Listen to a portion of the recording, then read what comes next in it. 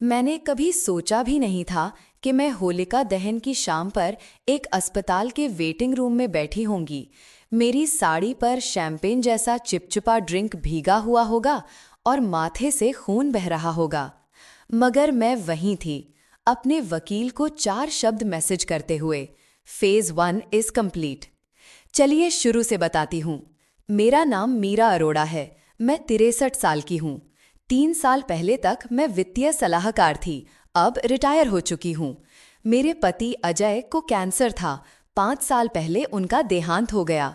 तब से मैं अकेले रह रही हूँ, हमारे 3 कमरे वाले घर में, पुणे के कोथरूड में। इलाका शांत है। ये घर हमने 1992 में करीब 40 लाख में लिया था, अब 2-2.5 करोड़ का है।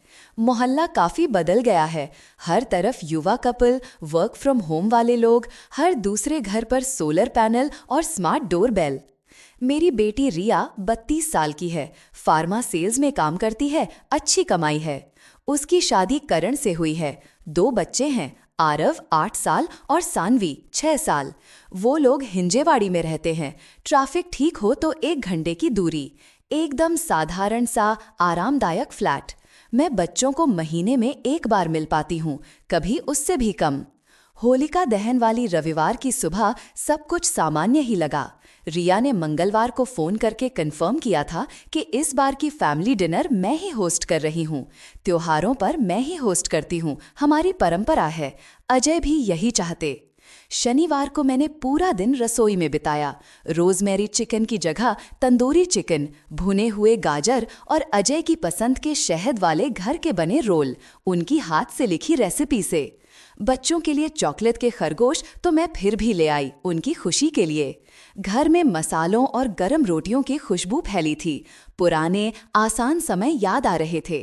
करीब 3 बजे रिया की एसयूवी मेरे ड्राइववे में आकर रुकी। मैं किचन की खिड़की से देख रही थी, बैकपैक्स, जैकेट्स उतारते हुए। करण के हाथ में एक महंगी बॉटल थी, शैंपेन नहीं पर कोई प्रीमियम स्पार्कलिंग ड्रिंक जैसी। करण सिर्फ तब महंगी चीजें लाता है जब उसे कुछ चाहिए होता है। सालों में ये बात समझ आ चुकी है। माँ, रिया सबसे पहले अंदर आई। एक औपचारिक सी झप्पी दी, प्यार से ज्यादा परफॉर्मेंस। घर बहुत साफ लग रहा है, उसने कहा। धन्यवाद बेटा। बच्चों, दादी को नमस्ते करो। आरव और सानवी दौड़ कर आए। बच्चों में अभी बनावट नहीं आती, उनका प्यार असली होता है। उन्होंने मुझे अपने स्कूल के होली थीम वाले 8 प्रोजेक्ट्स दिखाए। एग हंट की जगह स्कूल की कलर डे की बात बताई। ये छोटे छोटे पल मुझे चाहिए थे आज। करण ने मेरे गाल पर हल्की किस की, उसका परफ्यूम बहुत तेज था। Aunty, thank you for having us. ये ड्रिंक नासिक की एक खास वाइनरी से है, बहुत शानदार बताई गई है। आपको कुछ लाने की जरूरत नहीं थी। अरे नहीं, जरूर। उसने मुस्कुराते हुए बॉटल काउंटर पर रखी, वही मुस्कान जो आंखों तक नहीं जाती। हम लिविंग रूम में बैठ गए।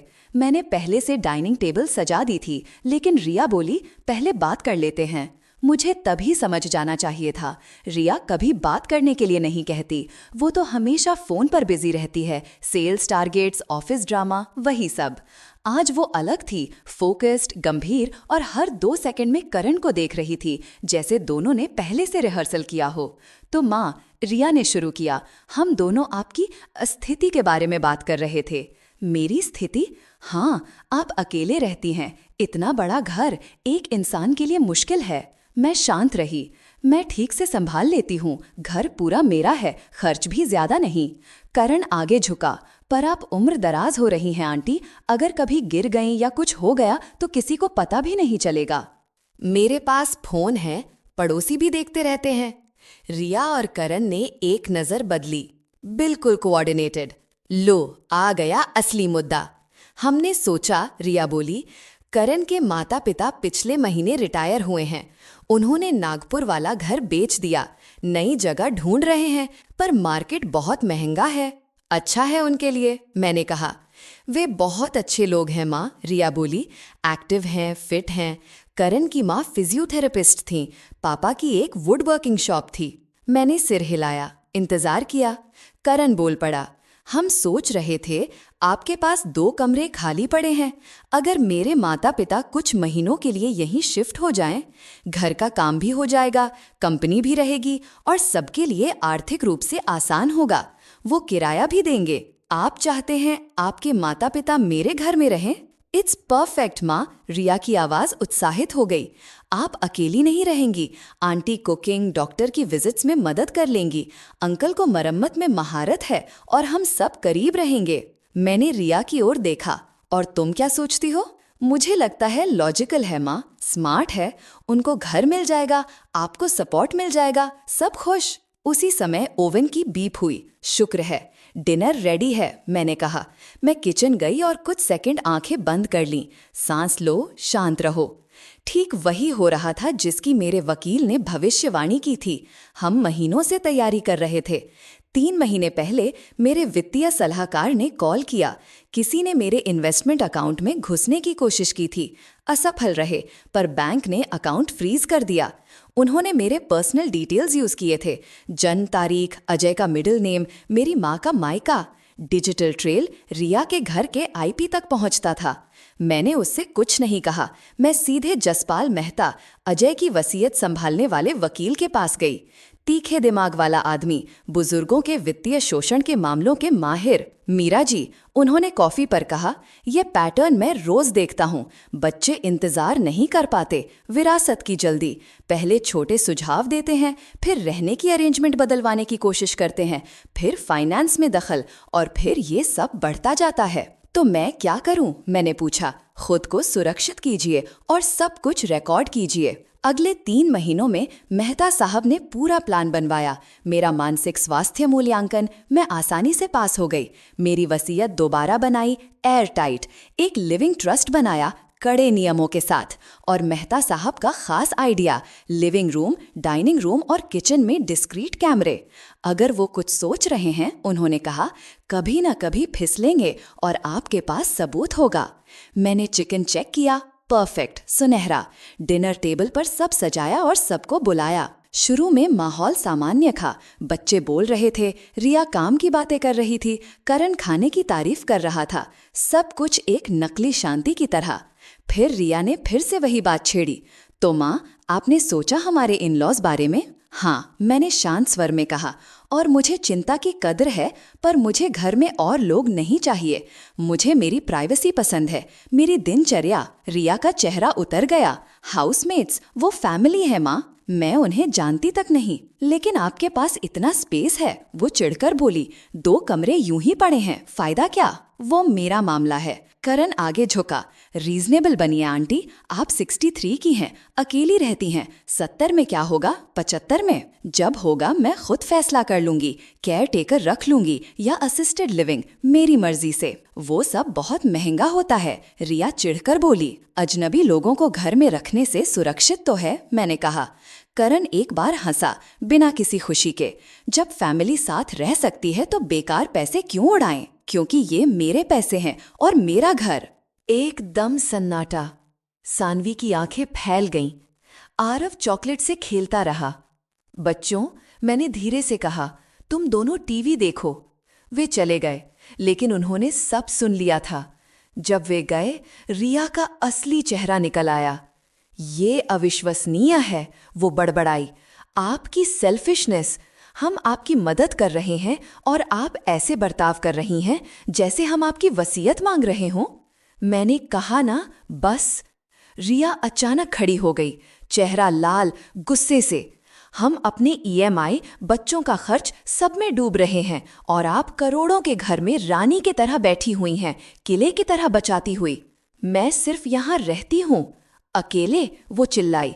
पापा को गए 5 साल हो गए, कब तक अटकी रहेंगी? सामने देखिए, आपके अलावा भी कोई है। ये चुभा, लेकिन चेहरे पर नहीं आने दिया। करण ने उसे शांत करने की कोशिश की। वो झटक कर दूर हो गई। मेरे माता पिता ने हमारा घर खरीदने में मदद की, बच्चों को संभाला। अब उन्हें जगह चाहिए और आप 2 खाली कमरे भी नहीं दे सकती। नहीं। क्यों? उसने चीखा। एक कारण बताओ। क्योंकि मैं नहीं चाहती। तभी उसने पास रखा ग्लास उठा लिया और अचानक गुस्से में उसका ड्रिंक मेरे चेहरे पर फेंक दिया। ठंडी चिपचिपी बूंदें मेरे माथे से बहती हुई ब्लाउज तक पहुंच गईं। ग्लास मेज से टकलाया, टूट गया। एक नुकीला टुकड़ा मेरे भौं के ऊपर लग गया, गर्माहट और फिर खून। रिया, करण चिल्लाया। मैं धीरे से खड़ी हुई, माथे को छुआ, खून। मैंने रिया की ओर देखा, वो खुद अपनी हरकत से कांप रही थी। फिर करण की ओर। मैंने शांत स्वर में कहा, अस्पताल जाना है। मॉम माफ कर दो, उसने जानबूझकर। हाँ, उसने जानबूझकर, मैंने काटते हुए कहा, और मुझे इलाज चाहिए। मैं बाथरूम गई, तौलिया दबाया। कट गहरा नहीं था, पर बहुत खून बह रहा था। आईने में देखा, खून, ड्रिंक और एक त्योहार बर्बाद। डाइनिंग रूम में लौटी। रिया रो रही थी, करण उसे संभाल रहा था। बच्चे दरवाजे से झांक रहे थे। कृपया घर जाओ, मैंने शांत स्वर में कहा, बच्चों को लेकर। माँ, हम बात की नहीं जाती, तुम्हारी पत्नी ने मुझ पर हमला किया है। मैंने चाबियां उठाई और बाहर चली गई। कार निकाली और सीधे पुणे जनरल हॉस्पिटल की ओर रवाना हो गई। एक सिग्नल पर रुककर मैंने मेहता साहब को मैसेज भेजा, फेज 1 इज कंप्लीट। उनका जवाब तुरंत आ गया। मेहता साहब का मैसेज आया, on my way to the hospital. Riya से कांटेक्ट मत कीजिए, सब डॉक्यूमेंट कीजिए। होलिका दहन वाली रविवार की रात इमरजेंसी वार्ड काफी व्यस्त था, लेकिन अफरा तफरी नहीं थी। नर्स ने मेरे माथे की चोट देखी और तुरंत मुझे ट्रायज पर भेज दिया। मैं इंतजार कर ही रही थी कि मेहता साहब पहुंच गए। 50 के आसपास उम्र, नमक मिर्च जैसे बाल और हमेशा चमकते भूरे लेदर के जूते, पुराने जमाने की प्रोफेशनलिज्म की चलती फिरती मिसाल। उन्होंने मेरे भौं के ऊपर लगे कट को देखा और गहरी सांस छोड़ी। सब कुछ शुरू से बताइए, उन्होंने कहा। मैंने पूरे डिनर का हाल सुनाया, हर डायलॉग, हर नज़र, हर बढ़ता हुआ तनाव, जितना याद था सब। मेहता साहब अपने फ़ोन में नोट्स टाइप करते रहे। बच्चे, उन्होंने पूछा। शायद उन्हें घर ले गए होंगे, मैंने कहा। अच्छा है, आपका घर छोड़ना सही फैसला था। और कैमरे? सब कुछ रिकॉर्ड हो जाना चाहिए था। उन्होंने सिर हिलाया। मीरा जी, मुझे आपसे एक सीधा सवाल पूछना है। क्या आप केस दर्ज करवाना चाहती हैं? यही निर्णय होना था। हमने इस स्थिति को हर एंगल से पहले ही सोचा था। अगर बात कभी फिजिकल हिंसा तक पहुंची तो हमारे पास विकल्प थे, हमला, धमकी, बुजुर्ग के साथ दुर्व्यवहार के केस। लेकिन इसका मतलब परिवार का जो भी बचा खुचा रिश्ता है वो भी टूटना। हाँ, मैंने कहा, मैं केस करवाना चाहती हूँ। मेहता साहब ने एक बार सिर हिलाया। मैं थाने में फ़ोन करता हूँ।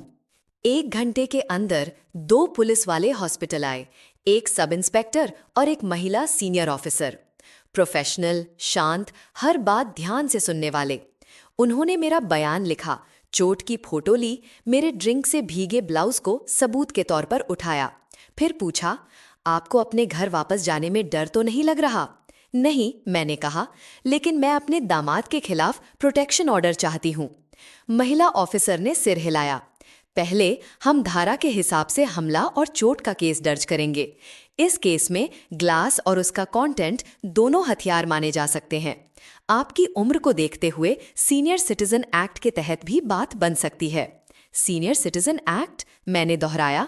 आप 60 से ऊपर हैं और वो आपका फैमिली मेंबर है। कानून इसे हल्के में नहीं लेता। वो लोग कागजात पूरा करने चले गए। डॉक्टर आखिरकार आए, जख्म साफ किया, लिक्विड स्टिचेस लगाए। चोट गहरी नहीं थी, सिर पर चोट भी हल्की थी, कोई बड़ा खतरा नहीं। रात करीब 8 बजे मुझे डिस्चार्ज कर दिया गया। मेहता साहब मुझे घर छोड़ने आए। घर बिल्कुल खोखला लगा, अंधेरा, खामोश। एक पल के लिए मुझे लगा रिया दरवाजे पर खड़ी होगी, लेकिन नहीं, कोई नहीं था। अंदर आते ही मेहता साहब बोले, फुटेज देखते हैं। हम मेरे छोटे से स्टडी रूम में गए। मैंने सिक्योरिटी सिस्टम खोला। 4 कैमरों के angle, living room, dining, kitchen और एंट्रीवे। हमने सब कुछ देखा। रिया का बढ़ता गुस्सा, करण की तेज होती आवाज, वो पल जब वो फट पड़ा, ग्लास उड़ते हुए, मेरे चेहरे पर गिरता ड्रिंक, कट लगने का पल, और फिर मेरा शांत, कंट्रोल्ड बाहर जाना। ये तो सोना है, मेहता साहब ने कहा। क्लियर ऑडियो, साफ वीडियो, बिल्कुल साफ आक्रामकता। और आप पूरे समय संयम में रहीं। वो दोनों ही अस्थिर लग रहे हैं, अनकंट्रोल्ड। अब आगे क्या? मैंने पूछा। थाने से इन्वेस्टिगेशन चलेगा। आज रात या कल तक रिया और करण दोनों से पूछताछ होगी। करण पर मामला चलेगा। आपको प्रोटेक्शन ऑर्डर चाहिए होगा, इस सबूत के साथ आसानी से मिल जाएगा। और रिया? मैंने धीमे से पूछा। वे रुके। मामला थोड़ा पेचीदा है। उसने आपको खुद नहीं मारा, पर असली समस्या कहीं और है। मेरे अकाउंट में घुसने की कोशिश। बिल्कुल, वो पीछे टिककर बोले। मुझे लगता है ये सब किसी बड़ी चीज की तैयारी थी। आपका घर, आपकी सेविंग्स, उसके माता पिता को घर में शिफ्ट करने की बेहूदी बात, ये क्लासिक शुरुआत है। पहले रहने का अधिकार बना लो, फिर कहना शुरू करो कि आप अकेले नहीं रह सकती। पावर ऑफ अटॉर्नी की बात उठाओ, फिर गार्डियनशिप तक। मेरे पेट में कसाव आ गया। आपको सच में लगता है रिया ऐसा कर सकती है? मुझे पूरा यकीन है करण कर सकता है, और रिया उतनी दबाव में है कि उसके साथ चल पड़े। हम कुछ देर चुप बैठे रहे। मैं क्या करूं? मैंने पूछा। हम डिफेंस से ऑफेंस पर जाते हैं, उन्होंने कहा। कल मैं बैंक और साइबर क्राइम सेल में अकाउंट हैक की औपचारिक शिकायत डालूंगा। सीनियर सिटीजन के वित्तीय शोषण को कानून गंभीरता से लेता है। साथ ही हम आपके एस्टेट डॉक्यूमेंट्स और मजबूत बनाते हैं, ऐसी भाषा के साथ कि अगर रिया कभी वसीयत को चैलेंज करे या किसी भी तरह का मैनिपुलेशन करे तो उसका हिस्सा खत्म। और बच्चों का क्या? मेहता साहब की आवाज थोड़ी नरम हो गई। हम आरव और सानवी के लिए एजुकेशन ट्रस्ट बनाएंगे, रिया की इनहेरिटेंस से अलग। वो पैसा किसी इंडिपेंडेंट ट्रस्टी के पास रहेगा। वो 25 साल की उम्र में सीधे बच्चों को मिलेगा, गारंटीड। ये बात दिल को सही लगी। बच्चे इस युद्ध का शिकार नहीं बनना चाहिए थे। रात करीब 10 बजे मेहता साहब चले गए। मैं लिविंग रूम में अकेली बैठी थी। माथे पर पट्टी, कॉलर पर सूखा हुआ ड्रिंक, रंग बिरंगे पेपर की सजावट, कृत्रिम फूल, सारे त्योहार की सजावट अब मजाक लग रही थी। नए जन्म की, नई शुरुआत की, और मेरा परिवार भीतर से सड़ चुका था। फोन वाइब्रेट हुआ। रिया। मैंने कॉल बजने दी। फिर वो वॉइसमेल पर गया। फिर मैसेज आया, मॉम प्लीज कॉल मी, करण बहुत बुरा महसूस कर रहा है, हमें बात करनी है। मैंने फोन स्विच ऑफ कर दिया। सोमवार सुबह थाने से कॉल आया। करण पर औपचारिक रूप से हमला और चोट पहुंचाने का केस दर्ज हो चुका था। उसे जमानत मिल गई थी, लेकिन शर्तों के साथ। मुझसे संपर्क नहीं, मेरे घर के आसपास न आना, हर सुनवाई पर कोर्ट में मौजूद रहना। रिया ने मेहता साहब की ऑफिस में लगभग 16 कॉल की। उन्होंने कोई रिस्पॉन्स नहीं दिया। मंगलवार को मेहता साहब ने वित्तीय शोषण की लिखित शिकायत बैंक और साइबर सेल में जमा करवाई। बैंक ने मेरे अकाउंट्स अस्थायी रूप से रोक दिए, जांच के लिए। हमें साबित करना था कि लॉगिन की कोशिश मैंने नहीं की थी। सौभाग्य से उसी दिन मैं फिजियोथेरेपी सेशन में थी। सारे टाइम स्टैम्प रिकॉर्ड थे। बुधवार को पुलिस ने रिया से पूछताछ की।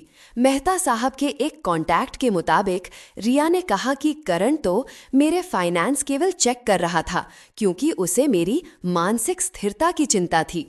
वही शब्द, मानसिक स्थिरता। गुरुवार को मैं और मेहता साहब कोर्ट गए प्रोटेक्शन ऑर्डर के लिए। हमने जज के सामने फुटेज रखी, मेडिकल रिपोर्ट, अकाउंट में घुसने की कोशिश का पूरा रिकॉर्ड। जज ने तुरंत ऑर्डर पास कर दिया। करण को मुझसे और मेरे घर से कम 100 मीटर दूर रहना था। रिया तकनीकी रूप से मुझसे मिल सकती थी, लेकिन शर्त के साथ 48 घंटे पहले लिखित सूचना मेहता साहब के ऑफिस के माध्यम से, और सिर्फ दिन के समय। शुक्रवार को डोरबेल बजी। मैंने कैमरा देखा। रिया बाहर खड़ी थी, अकेली। मैंने दरवाजा खोला पर उसे भीतर नहीं बुलाया। वो थकी हुई लग रही थी, बाल बिखरे, आंखें सूजी हुई, हाथ कांप रहे थे। माँ प्लीज हम बात कर सकते हैं? तुम्हारी 48 घंटे की नोटिस पूरी नहीं हुई, मैंने कहा। मैं आपकी बेटी हूँ, उसने बहुत धीमे से कहा। और ये प्रोटेक्शन ऑर्डर, इसका कोई रास्ता नहीं निकल सकता? नहीं, मैंने ठंडे स्वर में कहा। और याद रखो, ये ऑर्डर तुम्हारे पति के खिलाफ है, क्योंकि उसने मुझ पर हमला किया। उसे बहुत पछतावा है, वो लगभग रोते हुए बोली। वो स्ट्रेस में था, उसने ज्यादा पी ली थी। उसका मतलब ऐसे पूरा मतलब था। मैंने उसकी बात काट दी और तुम वहीं बैठी रही। वो सिमट गई। मैंने उसे शांत कराने की कोशिश की, काफी कोशिश नहीं की। मैं बाहर आकर दरवाजे को पीछे से बंद करके खड़ी हो गई। रिया, तुम्हें समझ है तुम दोनों क्या करने की कोशिश कर रहे थे? हम तुम्हारी मदद। मैंने बात पकड़ी। तुम लोगों ने मेरी इजाजत के बिना मेरे अकाउंट में घुसने की कोशिश की। तुम्हारे पति ने मुझ पर प्रेशर डाला कि मैं तुम्हारे ससुराल वालों को घर में रखूं। तुमने मुझे स्वार्थी कहा, सिर्फ इसलिए कि मैं अपनी प्राइवेसी चाहती हूं। ये मदद नहीं है, ये कंट्रोल है। आप ओवर रिएक्ट कर रही हैं, उसने फुसफुसा कर कहा। आप पैरानॉइड हो गई हैं। मैंने अपना फोन निकाला और उसे मेरा कॉग्निटिव असेसमेंट दिखाया। साफ सुथरे स्कोर, हाल की तारीख। मैं पैरानॉइड नहीं हूँ, मैं पूरी तरह सक्षम हूँ और मैंने एक बहुत अहम फैसला किया है। उसका चेहरा पीला पड़ गया। कौन सा फैसला? मैंने अपनी वसीयत अपडेट कर दी है। तुम अभी भी उसमें हो, लेकिन सिर्फ एक शर्त पर। अगर तुम वसीयत को चैलेंज करो, मुझे मानसिक रूप से अक्षम साबित करने की कोशिश करो या मेरे पैसों के साथ जरा भी खेल करने की कोशिश करो, तो तुम्हारा हिस्सा शून्य। आरव और सान्वी के एजुकेशन ट्रस्ट अलग हैं, उन पर कोई असर नहीं पड़ेगा, लेकिन तुम और करण को अपनी जिंदगी खुद संभालनी पड़ेगी। आप सच में मुझे काट दोगी? रिया की आवाज टूट गई। तुमने पहले कोशिश की थी मुझे मेरी ही जिंदगी से काटने की, सिर्फ 2 खाली कमरों के लिए। उसके होंठ हिले पर आवाज नहीं निकली। आखिरकार उसने धीमे से कहा, करण के पेरेंट्स ने एक रेंटल पर एडवांस दे दिया था। सब इस प्लान पर टिका था। हम मान कर चल रहे थे कि हम यहाँ शिफ्ट हो जाएंगे। तो ये था असली सच। तुम लोग यहाँ रहने की उम्मीद कर रहे थे। मैंने नरमी लेकिन मजबूती से कहा, सिर्फ वे नहीं। उसने मेरी बात नहीं नकारा। मेरे घर से चली जाओ रिया। माँ, 48 घंटे की नोटिस मेहता के ऑफिस के जरिए, यही शर्त है। मैंने दरवाजा बंद कर दिया। खिड़की से देखा, वो कुछ मिनट वहीं खड़ी रही, फिर कार में बैठी और चली गई। ये सब 6 महीने पहले हुआ था। करण का केस कोर्ट तक गया। उसने दोष कबूल कर लिया, गलती हो गई कहकर। उसे सजा की जगह शर्ती रिहाई, 2 साल की प्रोबेशन और एंगर मैनेजमेंट क्लासेस मिली। बुजुर्ग के साथ दुर्व्यवहार वाला पहलू रिकॉर्ड में दर्ज हुआ, पर अलग से केस नहीं चला। उसके वकील ने दलील दी कि ये एक बार की गलती थी, स्ट्रेस, शराब और दबाव के चलते। जज पूरी तरह संतुष्ट नहीं दिखे, लेकिन प्लीज स्वीकार कर लिया। वित्तीय शोषण वाली जांच ज्यादा लंबी चली। आखिर में पुलिस ने इसे कोशिश किया गया धोखाधड़ी केस माना, लेकिन फैमिली मामला होने और पैसे ट्रांसफर ना होने की वजह से केस आगे नहीं बढ़ाया। बैंक ने करण की सारी डिटेल्स फ्लैग कर दी। वो अब कभी भी मेरे अकाउंट्स के आसपास नहीं फटक सकेगा। इन 6 महीनों में रिया ने मुझे 5 खत भेजे। माफियाँ, सफाइयाँ, उनके आर्थिक हालात की कहानी, उसकी नौकरी की मुश्किलें, बच्चों का खर्च, करण के माता पिता की सच्ची नीयत। कागज पर सब साफ सुथरा लगता है, लेकिन मुझे याद है मानसिक स्थिरता वाला शब्द। मुझे याद है लॉगिन की कोशिशें, प्रेशर और मदद के नाम पर छुपी हुई हकदारी। मैंने कभी जवाब नहीं दिया। पिछले हफ्ते मैंने एक ट्रिप बुक की, कश्मीर की। 3 हफ्ते, श्रीनगर, गुलमर्ग, पहलगाम। अजय हमेशा कहना चाहते थे कि एक दिन हम दोनों कश्मीर की वादियों में जाएंगे। हम जा नहीं पाए, उनकी बीमारी ने इजाज़त नहीं दी। अब मैं अकेली जा रही हूँ और मुझे इस बात से शांति है। घर अब अलग लगता है, खाली नहीं, सुकून भरा। मैंने नज़दीकी सीनियर सिटीजन क्लब में बुक क्लब ज्वाइन किया। वाटर कलर पेंटिंग की क्लासेस शुरू की हैं। वहाँ मेरी मुलाकात एक विधुल से हुई, नाम प्रदीप। हल्की मुस्कान, बहुत नर्म स्वभाव। कभी कभी हम साथ में कॉफ़ी पीते हैं। मेरा फाइनेंशियल एडवाइज़र कहता है मेरे इन्वेस्टमेंट स्थिर हैं, घर की वैल्यू बढ़ती जा रही है। मैं सुरक्षित हूँ, मजबूत हूँ, अपने पैरों पर खड़ी हूँ। कुछ दिन पहले मेरे लेटर बॉक्स में एक ड्राइंग मिली। कोई रिटर्न एड्रेस नहीं, लेकिन लिखावट में तुरंत पहचान गई, सान्वी। उसने एक तस्वीर बनाई थी, मैं, आरव, वो और एक पार्क में झूले। चारों तरफ छोटे छोटे दिल। नीचे लिखा था, आई मिस यू दादी, बैंगनी क्रेयॉन से। मैं 1 घंटे तक रोती रही, लेकिन मैंने रिया को फ़ोन नहीं किया। वो बच्चों को भावनात्मक मोहरा बनाना चाहती है, एक तरह की इमोशनल करेंसी, और मैं उसे कभी ऐसा करने नहीं दूंगी। मेहता साहब कहते हैं जब सान्वी 18 की होगी, वो खुद चाहे तो मुझे ढूंढ सकती है। हम कॉफ़ी पर बैठेंगे, मैं उसे सब समझाऊंगी। शायद वो समझ जाएगी, शायद नहीं। उसमें अभी बहुत साल हैं। मैं 63 साल की हूँ। शायद मेरे पास 30 साल हों, शायद 3। लेकिन जितने भी साल बचे हैं, मैं उन्हें अपनी शर्तों पर जीने वाली हूँ। अपने घर में, अपनी छत के नीचे, अपने बनाए हुए दृढ़ हदों के साथ। कभी परिवार का मतलब होता है वे लोग जो आपको बिना शर्त प्यार करते हैं। कभी परिवार का मतलब होता है वे लोग जो आपको शर्तों के साथ प्यार करते हैं। जब तक आप उनके मुताबिक चलें, जब तक आप उनकी मांगें पूरी करते रहें। मैंने इस बार खुद को चुना, उन तमाम सालों के बाद जब मैंने हमेशा सबको खुद से पहले रखा। और जानते हैं, मैं रात को आराम से सोती हूँ, घर शांत रहता है, दरवाजे बंद रहते हैं, कैमरे रिकॉर्डिंग पर रहते हैं, और हर सुबह मैं अपने ही बिस्तर पर, अपने ही घर में, अपने ही जिंदगी के साथ जागती हूँ। ये स्वार्थ नहीं है, ये बचना है, जिंदा रहना है। अगर आप भी उस दबाव से जूझ रहे हैं, ऐसे बड़े हो चुके बच्चे, रिश्तेदार या अपनों से जो समझते हैं कि उन्हें आपके घर, आपके पैसे, आपकी जिंदगी पर हक है, तो याद रखिए, सब कुछ डॉक्यूमेंट कीजिए, एक अच्छे वकील से मिलिए, कठोर हदें तय कीजिए। सिर्फ गिल्ट की वजह से अपनी आज़ादी मत सौंप दीजिए, चाहे वो आपके अपने बच्चे ही क्यों ना हों, खास तौर पर अगर वो आपके ही बच्चे हों। आखिर में आप किसी के भी सामने अपनी शांति के कर्जदार नहीं हैं, परिवार के भी नहीं, शायद सबसे ज्यादा परिवार के भी नहीं। अगर ये कहानी आपको पसंद आई हो तो कमेंट में ज़रूर बताइए कि आप किस शहर से सुन रहे हैं, दिल्ली, मुंबई, लखनऊ, जयपुर, भोपाल, इंदौर या कहीं और से। और हाँ, अगर आप ऐसी और जिंदा सच्ची लाइफ स्टोरी सुनना चाहते हैं तो चैनल को सब्सक्राइब करिए, वीडियो को लाइक करिए, और अगर दिल कहे तो सुपर थैंक्स या थैंक्स बटन दबाकर सपोर्ट कर सकते हैं, ताकि मैं आपके लिए ऐसी ही और कहानियां लाती रहूं। आपके प्यार और सपोर्ट के लिए दिल से शुक्रिया। आपकी राय मेरे लिए बहुत मायने रखती है, तो कमेंट में ज़रूर लिखिए कि आज की कहानी ने आपको कहाँ छुआ। स्क्रीन पर आपको मेरी 2 और कहानियां दिख रही हैं जो आपको ज़रूर पसंद आएंगी, ज़रूर देखिएगा। मिलते हैं अगली लाइव स्टोरी में ढेर सारे प्यार और इज्जत के साथ।